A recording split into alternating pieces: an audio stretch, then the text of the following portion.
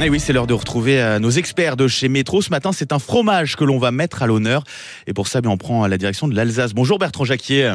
Bonjour Benjamin. Très bonne année à vous. Plein de bonnes choses pour 2020. Je rappelle pour nos auditeurs, vous êtes le directeur de l'entrepôt Métro à Colmar. Et ce matin, vous avez décidé de nous parler d'un fromage qu'on connaît bien, ou plutôt qu'on croit bien connaître. C'est le Münster. Bertrand, il nous vient d'où ce fromage ?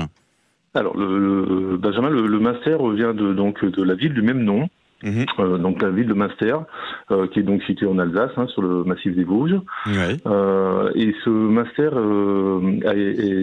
nous est arrivé grâce aux moines de ce village, qui, pour conserver le lait et nourrir la nombreuse population qui habitait au pied du monastère, a mis en place une recette pour fabriquer du fromage. Alors c'est quoi cette recette du coup ? Alors cette recette particulière. C'est une recette particulière, oui et non. C'est une fabrication de fromage. Donc le Münster, c'est un fromage, comme on peut le savoir, à forte personnalité quand même, qui est toujours produit de façon artisanale, et en particulier dans les fermes auberges de l'Alsace et des Vosges. Et ce fromage a deux appellations. Il y a deux appellations, une appellation d'origine contrôlée, une appellation depuis 1969 et une appellation d'origine protégée depuis 1996. C'est-à-dire, donc c'est une appellation à la fois européenne et française, en gros. Exactement, voilà. Ouais. Donc ce fromage, il doit beaucoup, bien sûr, comme beaucoup de fromages, il doit beaucoup à la qualité de son lait. Ce lait qui est produit par les vaches vosgiennes, qui est une vache blanche et noire à la robe mouchetée et aux cornes légèrement recourbées vers le haut. Il faut savoir que cette vache a failli disparaître il y a quelques années, parce qu'elle a survécu grâce à quelques éleveurs un peu acharnés de la vallée de Münster en 1970.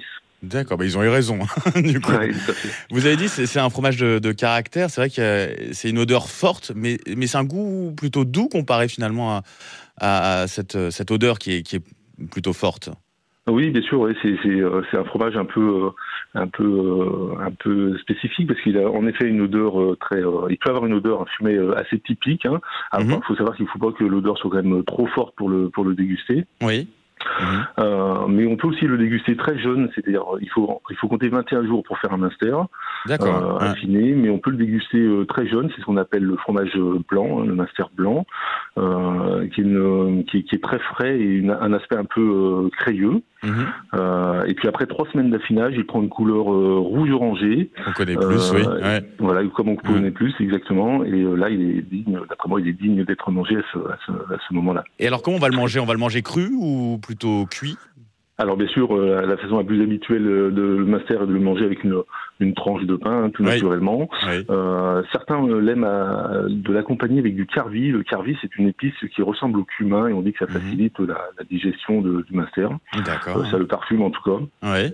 Et puis on peut également faire un repas complet en le dégustant accompagné de pommes de terre sautées, de pommes de terre en robe des champs, de salade verte. Et puis on le retrouve aussi souvent en Alsace, souvent dans la préparation de plats, comme sur les tartes flambées bien sûr, mais sur un gratin de Spätzle, c'est pâtes alsaciennes aussi.